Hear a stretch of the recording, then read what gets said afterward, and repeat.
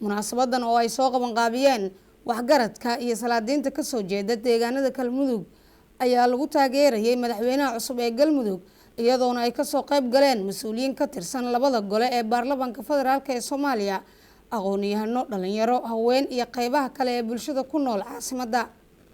Professor Cabdiqaadir Maxamed Shirwac oo kamid ah waxgaradka ka soo jeeda Galmudug oo goobta ka hadlay ayaa sheegay inay aad ugu faraxsan yihiin madaxweynaha cusub ee Galmudug ayna garab taagan yihiin maamulkiisa. waan taageerayna haddaan taageerin wax ka liitaan taageerayna horana u soo jabnay marka inaan caqligu shaqeeyo ayaa laga maarmaan systemka jira kan dhexe federaalka iyo midka stateka intaba waxaa lagu qasban yahay in la taageero mudduu leeyahay muddada markay dhamaato uu tegi.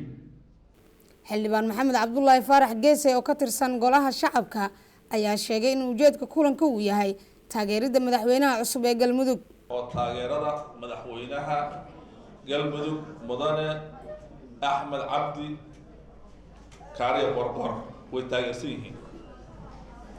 inta markaan ka gudbo walaalayaal waxaan rabaa inaan soo jeediyo midnimadu waxay tahay kulli waad garanaysaan daacadnimadu waxay tahay kulli waad garanaysaan taa inaan ku shaqeyno ayaana deeqda waxyaalaha la kala tabanayo hal xaliyo tabasha way jirtaa.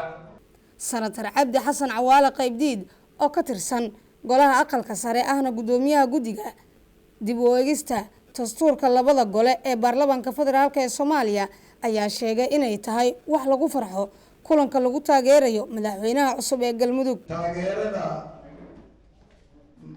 maamulka laga dhisay dowlad goboleedka Galmudug oo madaxu yahay Axmed Cabdi Kaariye Qorqor iyo xubnaha madaxweyne ku-xigeenkiisa gudoomiyaha baarlamaanka ama guddoonka baarlamaanka iyo xubnaha baarlamaanka meesha laga dhisay. waxaan leenahay hambalyo xilkaas laydin dhibay xilliga adag oo culayska badani jiro laydin dhibay allah idinku asturaan leedahay. Deeqa Maxamed Axmed warbaahinta qaranka Muqdisho.